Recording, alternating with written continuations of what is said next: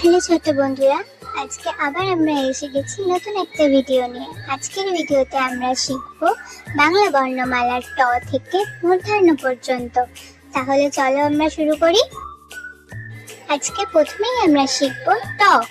টয়ে টিয়া পাখির ঠোঁটটি লাল। এরপর আমরা শিখব থ। থয়ে ঠাকুর দাদার শুকনো গাল। এরপর আমরা শিখব ড। ডয়ে ডুলি কাঁধে বেহারা যায়। এরপর আমরা শিখব ঢ। ঢয়ে ঢুলি ভায়া ঢোলক বাজায়। এরপর আমরা শিখব মূর্ধন্য।